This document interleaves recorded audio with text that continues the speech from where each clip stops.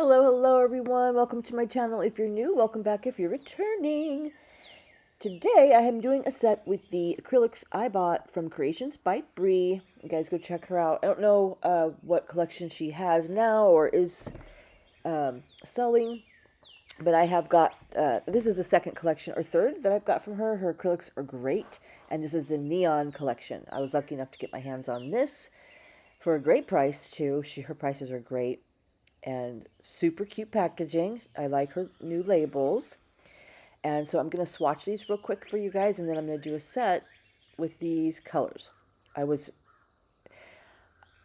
kind of tired of spring nails and really wanted to get my hands on some bright colors. So when I saw these, I was like, oh yeah, especially since they're Breeze. And you'll see they are absolutely just perfect. And I don't know, you guys, in my collection, I have bright colors. Yes, I have some bright colors in chisel and some bright colors in not polish, but in particular neons I don't have. I think I have like 3 in chisel.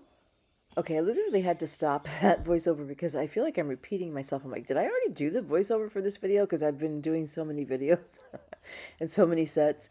So I do feel like I just said that recently, that I only had a couple neons and they were in chisel. So maybe that was the last set? I don't know.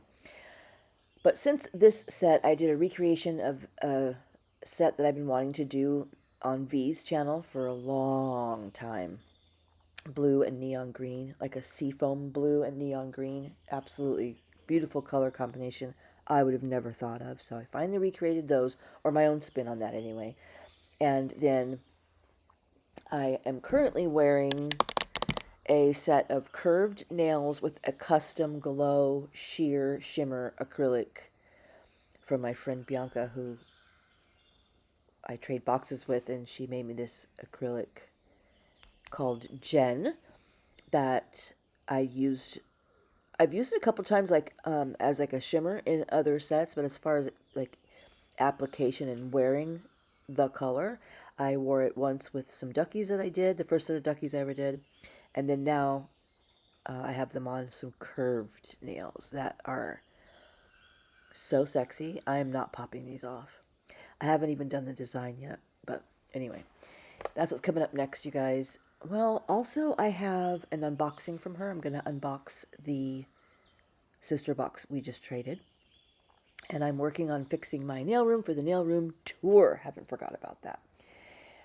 This glitter was adorable. These colors were adorable, and I'm going to show them to you up close here in just a sec. And as usual, these were butter. The colors were spectacular, as you can see. Zero marbling, zero separation. Very nice buttery stuff. Nice job, Brie. Thank you for these. Very nice. I have on these C-curve square tips. And in case you don't know, C-curve is how the nail looks at the free edge right here. They're either flat or C-curve. The C-curve refers to that arch in the C-curve, free edge. Have my pop-off method on. This is dry. This is my favorite top coat, pop-off. It's almost gone. I've been trying to replace it. The Enel Couture is pretty good. So anyway, this is kind of the look I'm going for. I'm going to do some Frenchies with that nude I showed you from neon yellow, neon orange. Boy, this is going by too fast. I'm using those colors, and I'm using this nude. And I'm going to do some Frenchies. I do my Frenchies, I think, backwards from other people. Sometimes I do them where I start at the smile line and build it toward the cuticle. But I don't know, for me, whatever reason, it's easier for me to do it this way. So I wanted a really, really light nude color because I wanted the neons to pop. And so this is kind of a spring and kind of a summer set, both. And I thought they came out super cute. But I think I am done officially with like butterflies and flowers. So I'm struggling, you guys, because this set that I have on right now is a sheer shimmer.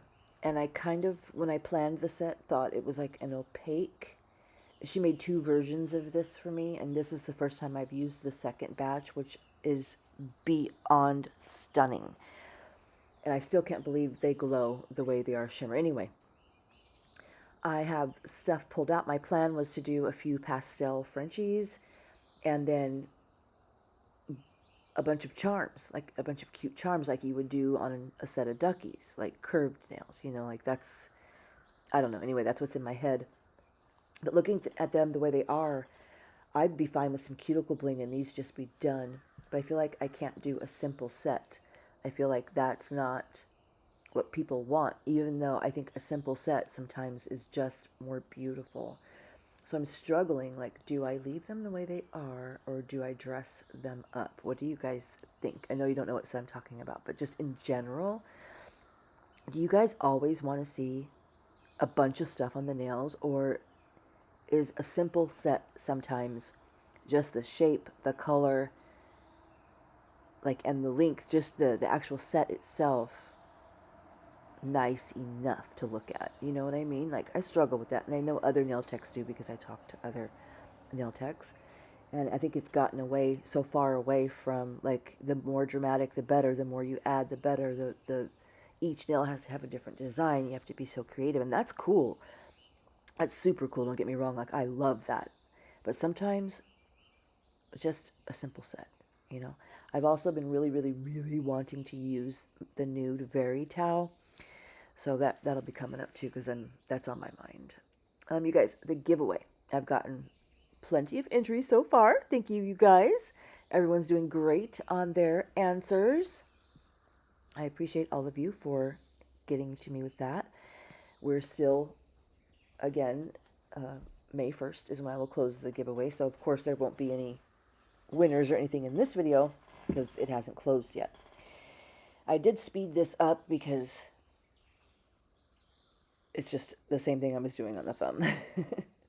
So if you guys don't know what I'm referring to as far as the giveaway, I will link in the cards the video that I described everything you need to know about the video. I will have linked in this video. I'm sorry, everything you need to know about the giveaway, I'll have linked in this video. So any of you who might have missed that can get in on it. And also, you have this video and probably a couple others, at least 2 more others, to leave in the comments what kind of things you'd like to see in the giveaway. Like I told you, I already have things set aside for it. But to beef it up and to, you know, I'm not done building it, so I'm curious what you guys might want to see in that. Well, how are you guys? How is everyone doing? I don't have really much to report. Nothing much has changed in the past couple of days because I've been doing like three sets a week, and I have a set that I need to finish now, and I want these off because I have another set that I want to do behind these, an orange set, but I also am not going to pop these off. I want to wear them. I absolutely love them.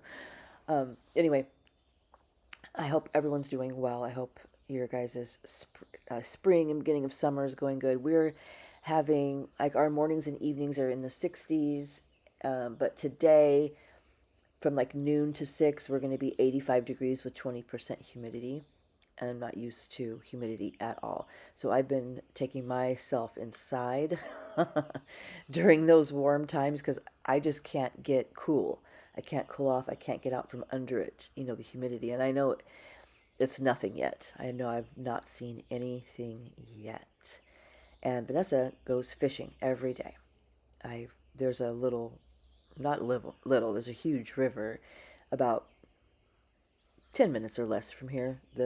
As soon as you pull out of my house, there's a road that takes you to the river, and you go about 8 minutes down that road, maybe 10 minutes down that road, and there's access to put in a boat or fish from the dock. So she goes fishing every day from the dock. Just, you know, she's brought home a couple of catfish and bass that we have in the freezer, but mostly she's just there to wind down from work, and, you know. So she has seen 2 water moccasins, or cottonmouth, sorry. No, one was a water moccasin and one was a cottonmouth. Literally 5 and 6 feet long. Huge. Swimming in the water, crawling up trees. Like, no. Okay? I am not afraid of snakes. Like, I grew up in the desert. There were definitely plenty of times that I came across a snake in the desert, especially when I was a kid. We used to live in the middle of nowhere, and, you know, I knew what to do about snakes. I knew what to do, which ones were harmful and which ones were harmless, etc. A lot of my friends or friends' brothers, when growing up, had snakes, as pets. Um, One of my close friends had a big ball python. She was like 6 feet, and I that didn't bother me. Okay, so off camera, I shaped these Frenchies, and I just want to show you how I do mine. I make sure that my smile line is lined up, the peak of my smile line is lined up with the center of my nail tip. Then I make sure that that is lined up with the center of my cuticle. And then from the side, I make sure that this smile line, that I don't know what part of the smile line this is called, but I make sure the sides match each other, or as close to as possible. Excuse me. What was I doing here? Oh, this is a solid nail. Okay. So, what was I saying? Right. My friend, she had a ball python. It was like I don't know, at least 6 feet ball python. And she, weirdly enough, didn't keep it in any cage or enclosure. It was just loose in her house all the time. And it had its little area, like she would feed it in the bathtub. And it had its one little area where it used the restroom. I don't know how she had that figured out or trained or whatever, but it wasn't like there wasn't any stink or mess or anything in the house. I mean, you didn't know she had a 6-foot ball python in her house until you were sitting on the couch and it, like, sticks its head up from the back of the couch to say hi. Or one time I went over to her house because we were getting ready to go out. This was when I was like early 20s, and I was in the shower, and I had my eyes closed, my head leaned back because I was rinsing out my hair. And when I opened my eyes, the snake was hanging, not hanging, but I want to say leaning, but of course it wasn't leaning. Excuse me. Its head was in the shower with me. It had come up over the top of the shower rod, the shower curtain, and was dipping its head trying to get some of the water, like a spray of the water. So that startled me, but I knew Fred was in there. It was a girl snake, and she named it Fred. I knew Fred was in the house at all times, so it didn't, like, scare me to get out of the shower or anything, but it could be startling. Anyway, they don't bother me. But a very fast-moving, deadly snake in the wild that just suddenly is there in the water and hanging off of trees and dropping into the water and swimming away really fast. No, that's a no. So I've decided, as far as fishing and river, besides the mosquitoes that are literally the size of wasps, that chilling and fishing from the bank is not my preferred activity. So we are going to get a boat, just a small little, I don't know what they're called, trawling boat, or I have this sped up too. Just a little, like 2-seater aluminum thing for 2 people to sit in and go fishing. Just a real, like, we're not rich. I'm not going to go get a yacht or something, just a little tiny boat that we put on a trailer and hook to the back of our truck, and that I will do. I will float down the river all day long. It's so incredible, so beautiful. I'll bring a book or, like while she fishes or whatever, so I will totally join in for that. Plus, if you see any kind of snake, you're safe and in a moving boat, right? And you can always just, take off in the boat if it's bothering you. And the mosquitoes, same thing. You can just kind of haul ass down the river if you turn on the motor if you're floating there and there's clouds of mosquitoes. Although if we were floating, she would be fishing, so I'm sure she wouldn't want to take off. But yeah, because I did explain to you guys the mosquito situation for me. However, I will tell you that Vanessa has been getting shredded, absolutely shredded by mosquitoes from going fishing, and I haven't got bit by one. So I don't know if they're just down by the river right now because it hasn't got hot enough and they're not up here by the house, in like quote-unquote drier land. I don't know. But for some reason I'm not getting bit, which is unheard of for my entire life. I thought it might be because, like, my hormones are different at a certain age. I just don't know. I don't know why mosquitoes go after some people and not others. But anyway, around here, Ness did plant a garden. Super cute. We've got sunflowers, sweet peas, okra, cucumbers, tomatoes, a couple other things I can't remember, but it's really growing very quickly and beautiful.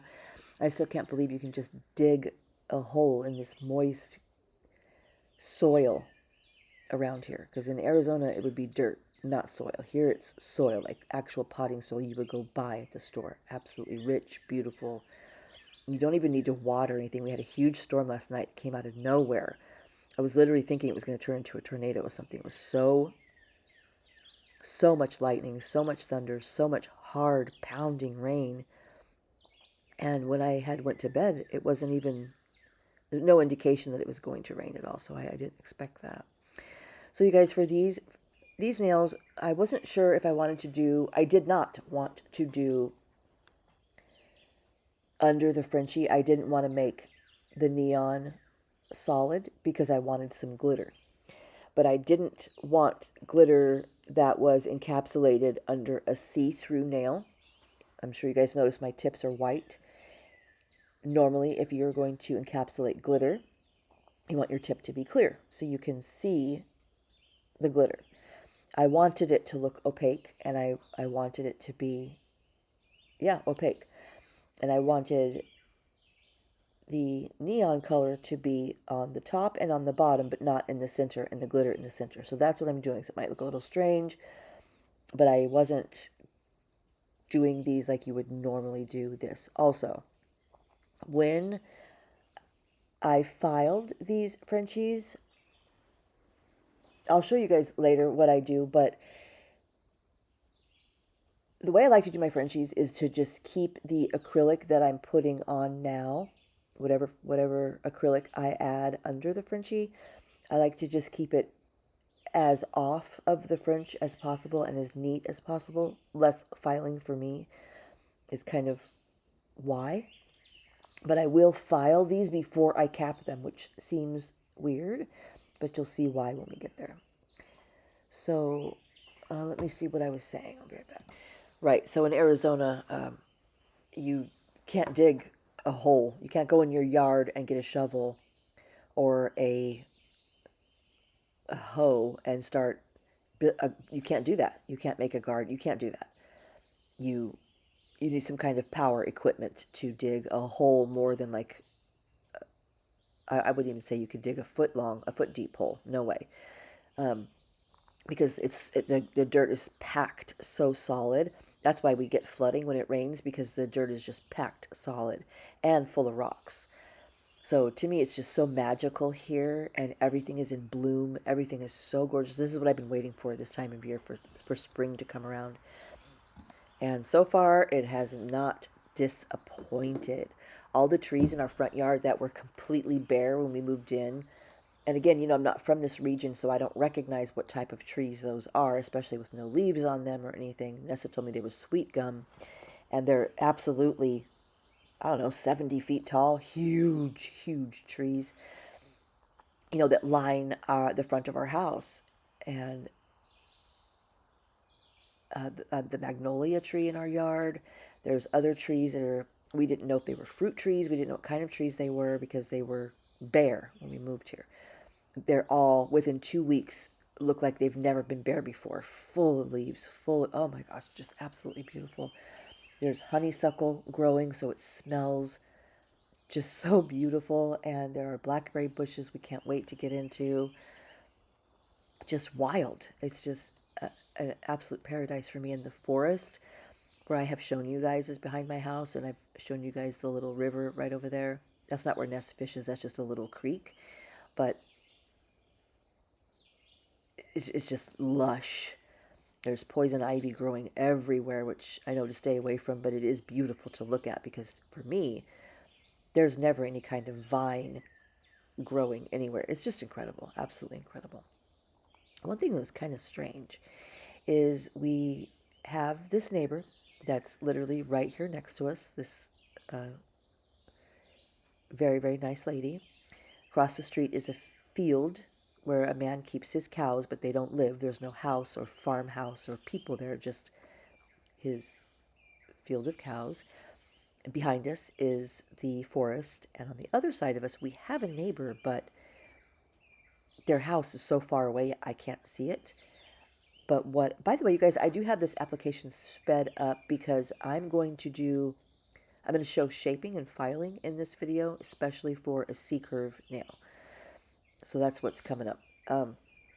Anyway, what I can see of those neighbors is their fields. They have fields where they plant peas and everything else. And the people around here have told me that these people live in Florida half of the year, and they come back this time of year to do the planting. So in the meantime, Nessa and I have explored their whole property. I mean, it's absolutely huge. There's a lake. Literally, there's a lake right next door. There's hunting land in the back, deer stands, but just wild. And I don't mean to say that we like trespass and explored their land. I just mean that like when we're walking through the forest and we're taking the dog on the walk and we're just exploring this area, we have several times ended up like behind their spot, and you can kind of cut through and get through the forest and the trails that are there back to our house. So last week we noticed them back. They're here on their property. We noticed that their field was all tilled up and that they were planting, and like, oh, okay, they're back from Florida, so we can go meet our neighbors, right? And without fail, just everyone I've met here, and I know it's like a southern thing, are nice, nice people everywhere. And so we noticed them. Well, we didn't notice them. We were on one of our long, long walks, and we came out from behind. It's hard to describe, but on their side over there, and we noticed that they were there. So the first time we saw people there, and they were like getting out their tractors, and I don't know, there was probably like 10 people there, so it looked like the whole family. So we turned the other way to approach them, to go up. So we're kind of walking up on them and on their property, but from the back way, like from our side. Like obviously we're coming from our house or our land, our area, whatever. And at this point where we were, it was like a wide open field between our property and theirs. So they could clearly see us walking up to them, you know. And it was strange because they all just kind of turned their backs and ignored that we were approaching them and like kept on doing what they were doing. And I was like, okay, that's weird. Do we just turn around and not approach, or do we keep going? So we kept going. We were like, you know, hi, waving as we were walking up. Reception was cold. Reception was this close to rude from a female. She promptly said, I introduced myself, said we're the neighbors. She promptly said, this isn't my house. This isn't my property. It's my husband's family's property. Let me go get him. And I was like, ew, okay. I can clearly see your husband is on a tractor. Okay, he's like pulling the tractor out of the shed. His son is helping him and like directing him like back up this way. And you know, there's a couple people standing around over there. No, I really don't want you to go interrupt him. Like if it's now's not a good time, trust me, we'll never come back. We'll just, you know, turn around and go back to our house. But she just walks away from us, kind of leaves us standing there, and I'm like, whoa, okay, weird. So the guy gets off the tractor, stops what he's doing, comes over, awkward, like so awkward. It's not what we meant to do. We introduce ourselves, shake hands. Hi, we're your neighbors. So nice to meet you. And he immediately tells me that this is his father's property, and his father just passed away. So awkward again. And we were like, oh, I'm so sorry for your loss. And, you know, we just want to introduce ourselves because we're here permanently. We bought the house right there. Really, we wouldn't have approached at all or like just walked up on you like this, but we were taking a walk and noticed activity over here for the first time because we've been here for several months and never seen anyone over here. So we just wanted to come say hi and introduce ourselves. And Ness was talking to him about what kind of tractor that was and telling him what she did for a living and why we moved here for whoop. And the wife is just standing there giving us like cold looks. And I'm thinking to myself, is it because we're gay? You know, like I'm not that kind of person that jumps to the conclusion that someone's being prejudiced, you know? I don't know. But she was literally looking at us hateful. Like just, it was weird. And not necessarily weird, but just very unusual for my experience of the encounters I've had here thus far. She was very, also she wasn't country. She was very, like a lot of jewelry, makeup, dressed very fancy. So I just don't know. I just got a very, very not good vibe from her. And so we were, going to walk away here. We were just brief, especially when he mentioned his father died. We were like, I'm so sorry for your loss. We just want to introduce ourselves. So nice to meet you. We're going to get going, real brief, not even a 5-minute thing, maybe 5 minutes. And as we were kind of walking away, I told him, I said, I hope you don't mind that, when we take our walks, we kind of go in a circle and we do end up coming out the backside of this property. And he goes, yeah, no. And I turned around and I was like, oh, I'm sorry. And he's like, yeah, that's really not a good idea. I said, oh, okay, we won't come on your property at all or walk over here. And he's like, yeah, that's probably best. I was like, okay, well, it's nice to meet you, bye. And I just don't know if like when we turned around initially before I said that, excuse me, like if his wife said something to him or what. I don't know. They were not dressed like they were from here. They didn't talk like they were from here. They were rude. Um, but yeah, I got myself a little bit steamed walking back. Even Ness was like, Jen, just hold it down. Because I was like, the F if I'll ever go over there again. They won't into them. Yeah, yeah, yeah. That was rude. Because it was rude. I don't expect you to say, of course you can walk on my property. Sure, come on over. I don't expect that at all. But, ew, I don't know, whatever. So I'm going to show you guys the nails not the nails, how the nails look before I file them. Some are thickety thick. And then also I want to make this level before I encapsulate it. Now I can encapsulate where the green starts and bring my clear up to the level of the nude Frenchie. But I prefer not to do that. I prefer to make the Frenchie and the color flush before I cap, because then I have to keep it thick. Then I have to build the nail that thick. So that is what I'm doing here. I know probably other people don't do this. Maybe it looks strange. Maybe it's not like the right steps or whatever, or like quote unquote how to do it. But this is just what I've learned works better for me when I'm doing Frenchies. So that's what I'm doing here. So yeah, that was the first encounter of weirdness. And so I remembered what everyone else around here has told me, like my neighbor, anybody else that I've met, the farmer across the street, the crew that came and did our fence and our patio, the construction guys, everyone who I've met in town who asks me, oh, where did you move? When I say we bought the house on 278, everyone knows what I'm talking about because there's no other houses here and this has been empty for like 10 years. Everyone I have spoke to has told me who my neighbors are. They've mentioned that this guy lives here half the year and the other half of the year he lives in Florida. Well, if he's passed away and his son is here and they seem and act different, well, they're from Florida. So that's what it occurred to me. I'm like, oh, they're not acting southern or gracious or with hospitality or even nice because they're not from here. Or maybe they're from here originally, but they live in Florida. That's what's going on here. And I'm not saying anything bad about Florida people. I'm just saying, like, they weren't acting like kind and southern hospitality receptive. And I could say they were from Timbuktu. I don't mean anything about them being from Florida, but they're just not from here. So the attitude is more city. Like I would get that same kind of reception in Tucson. Honestly, if I was walking on someone's property and just came moseying on up, I'd probably get shot. So it's funny how quick you get used to the region and the ways and things that go on, because it didn't occur to me. It didn't, just from having been here and the reception I've gotten, like, and my mind went straight to prejudice, like, oh, she doesn't like me. No, I was on their property. They're probably thinking, who the hell are you? Who cares if you're the neighbor? Like, what are you doing? No, it's not okay for you to walk here, right? Because that's how most people are in the world. It's just different here, and I was expecting that. So anyway, I'm not mad about it anymore. But I did learn here and know that this man that owns this property, the one that passed away, every year when it was picking season, he has like a camp over there with a couple of empty cottages where people who want to come and pick can live in during picking season.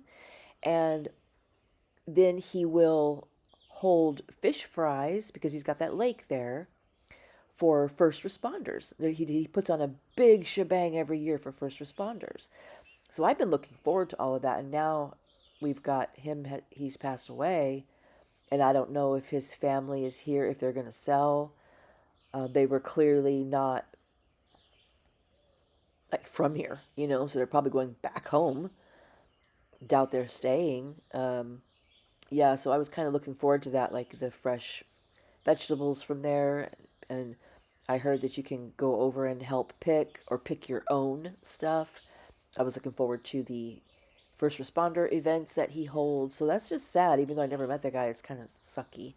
And uh, but they were getting out the tractors and they are planting. So I don't know. I would have loved to have talked to that guy more to find out like more what's going on. But I guess that makes me a nosy neighbor. So all right, I'm going to replace the Tammy Taylor file. What's great about these, so many things are great about these, but if you're taking clients, you just rip these off, sanitize that board, and you're right back to, and I stagger them. I'll show you why I stagger them in a minute. You're back to having a fresh, brand new file. These are great, well worth the investment. So I'm going to thin out my free edges, and I'm showing shaping here because C-curve is a hard shape to learn. How much do you put on your sidewalls? How much do you keep off your sidewalls? How thick are they, etc. By the way, this made me think, oh, I was just showing you that I go through different grits. I'll use like an 80, 100, and then a 180. Right here, this spot, the width of your natural nail is the width you want to make every set you're doing. So we're talking about sidewalls, we're talking about the thickness of the nail, all of that, but the width of the nail, I feel like is just like where you should start. It's kind of like one of the most important things. If your enhancement is not the same width as your natural nail, they're going to look wide. So I usually really, really, really work on that. So I will take my coarsest file that I'll be working with, which is usually an 80. Sometimes if I have a thick encapsulated, I'll go down to a 60. But those create a lot of scratches. And I don't use buffer blocks, you guys, but a lot of times I use buffer files, like the Tammy Taylor. I'll go down to a 180, which was that blue one I showed you. So sometimes I guess you could call that buffing, but really I'm just graduating down in my file strength to smooth out the nail. But I find leaving the surface a little more rough rather than shiny helps top coat not separate. So anyway, I'm just showing you guys how I shape because I do mostly hand filing. I feel like I get a better shape that way. I feel like I can feel it better. And yes, it takes longer. Yes, it's more work, but it's satisfying. I like doing it. So what I usually do is I will crisp up my edges and straighten up my sides just a little bit. And then I go over the entire nail with whatever grit I'm starting with to make the nail white. And whatever isn't white, I know is where I need to work on. And I think I showed 2 nails in this process. So that's what I'm doing here. I'm kind of like scrubbing the nail. I'm checking how thick it is.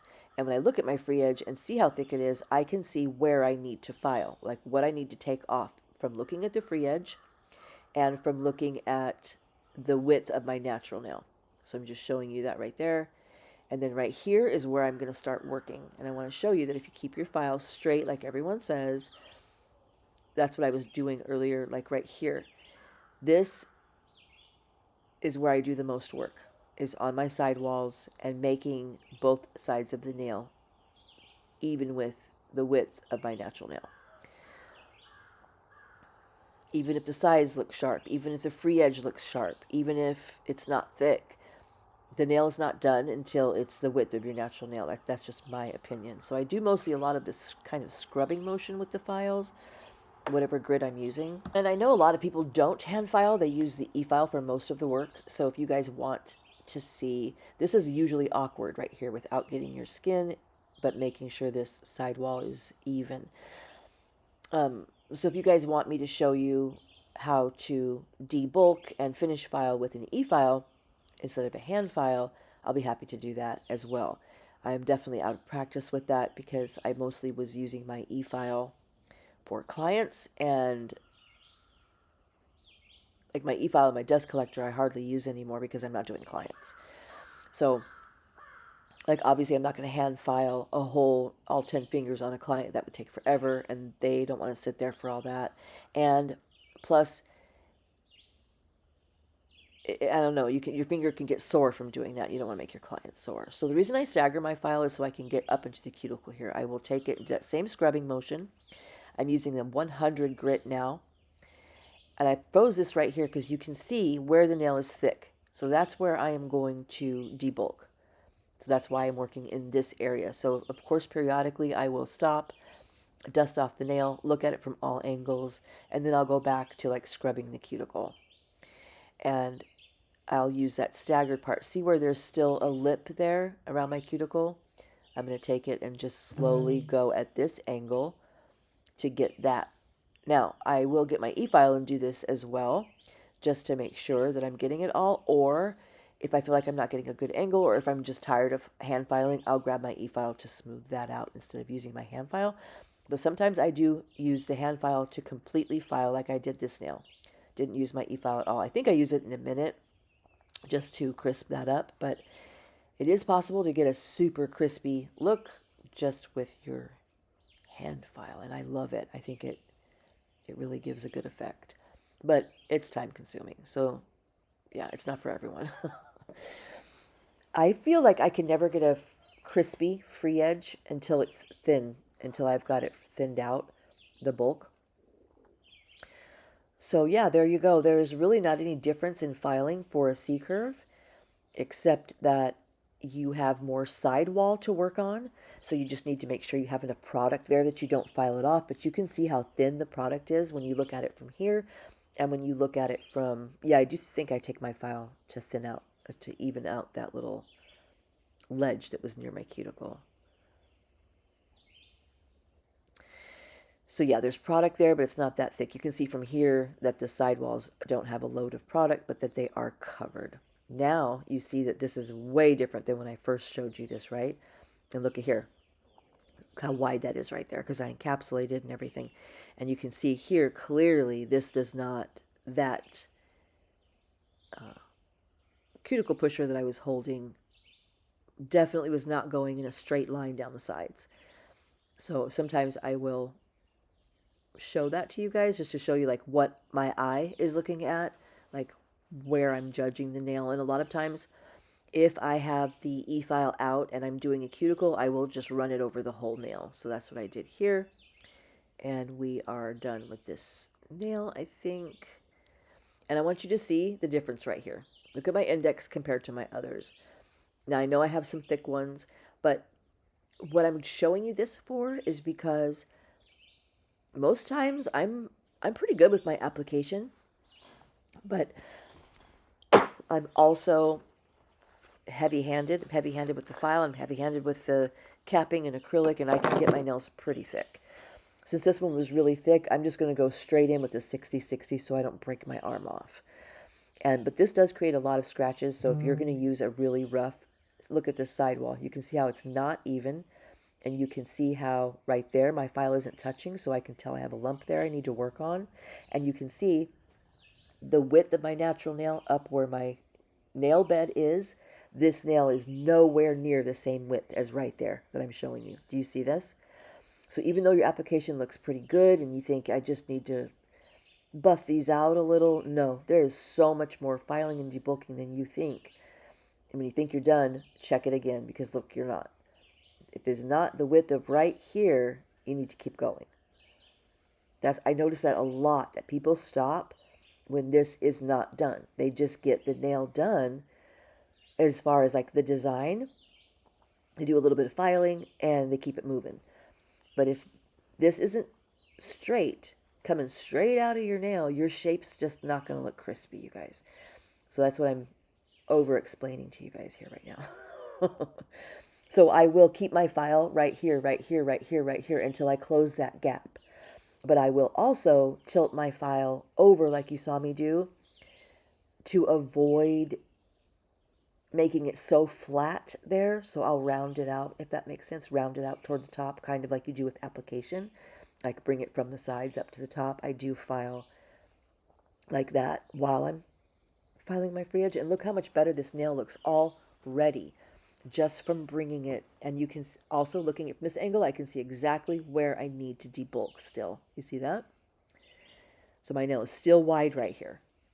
And I'm going to keep going until it looks right. And keep going and keep going. Now see, I took most of that off. Now where I need to file is right there. So I'm going to debulk that right there. And I can do this with an e-file easily. Now you see how my sides are much more tight. Still not done though. And the reason I don't do this with an e-file a lot of times, you guys, is because, now see, I still need to close a gap there. That's what I was showing you. We're better. We're better. It's looking better. So anyway, you guys, I just do that and do that and do that and do that until I'm happy, until the sides are right, until the free edge is right, and until my cuticle area is right. And these are pretty good, but to be honest, looking at them, you know, in these, I see where I could have kept going. All right, so I'm going to decorate these nails. I want to tell you guys that I did some 3D flowers on the next set, the blue and green set you might have seen the thumbnail of, but I had to do those off camera. I got so frustrated, and these were easy. It's so weird. So I put some bling on some little areas there. I'm just going to make these little dot flowers, so I'm getting out all kinds of bright colors to make the little flower petals. And you can do this with a dotting tool, or you can just do this with a dab from your liner gel.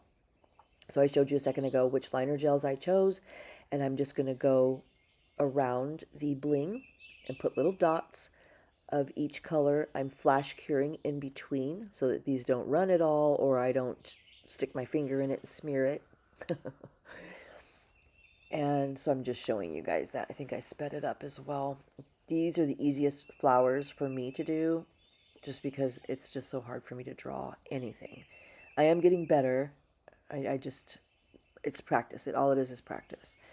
And I had to stop being afraid of it. But I did say that this year I was going to be doing that. This is the liner kit, some of them that I used. I also used some from Profiles Backstage. But this primary color kit, oh, I'm in love with it.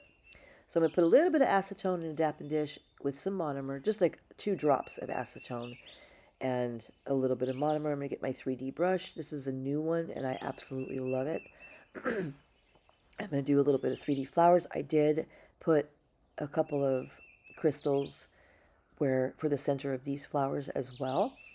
And this was just easy. Like I said, these flowers were easy. The next set I did, like I mentioned, where I had 3D flowers, I don't know why, but it was so frustrating. I literally turned off the camera, took all my stuff, came outside, and just got into my head and did them out here. So that will not be on camera, the flowers I do in the next set. Because look how easy this is. I mean, done. And I just don't know why they weren't that easy on the next set I did. I mean, come on. It's not hard. But yeah, so anyway, you guys, there's my fill-in of life around here. And you guys let me know in the comments, remember, if you have an idea of things you'd like to see in the giveaway. As far as, you know, acrylics, gel, poly gel, a Press X kit, a lamp. I don't mean I mean like a flash cure lamp. You know, like what would be a banging giveaway? Strictly acrylics, some monomer. Files, a starter kit. Just let me know. Because like I said, I have the stuff that I have already set aside, but I'm not sure what would make someone really happy. You know, maybe you guys, if you're already doing nails, you probably already have all that stuff. So I don't know. So we're going in with more butterflies. I loved the colors of Bree's collection. Of course, just like every other set I do, looking back, I think I would have used the neon pink, but I just do so much pink on the channel. You know, we all do so much pink, so much purple. And the purple, blue, red, and pink from this collection were definitely so neon and bright. And now I want to do a set with those. So you will probably see me using those colors sometime again. And so I'm just going to go along the edges with some little bitty blings and pearls. And I am flash curing in between and then doing a final cure. You guys saw me put on the butterflies. And then also after cuticle oil, I'm going to use alcohol to rub, not rub, yeah, rub the surface of the nails to make sure that they don't look oily for pictures, as well as clean off any of my crystals so that they're nice and shiny. I did use another coat because I did have these top coated first, some of them and some not. I can't really explain why I do that, but at first I did cover the I went in with top coat on this whole nail. I did some cuticle bling off camera, and then I realized that I covered the gem, so I had to wipe it off. Thank goodness I didn't cure it there. So I'm just going around the crystals, top coating with stain resistant top coat from Not Polish, and I'm going to use rose cuticle oil from Kairose. And like I mentioned, go in with this. That was alcohol that I sprayed on this lint-free table towel and clean off the nails. And that is the end of the set, you guys. Thank you so much for being here. Thank you for watching, and I will see you guys next time. Bye.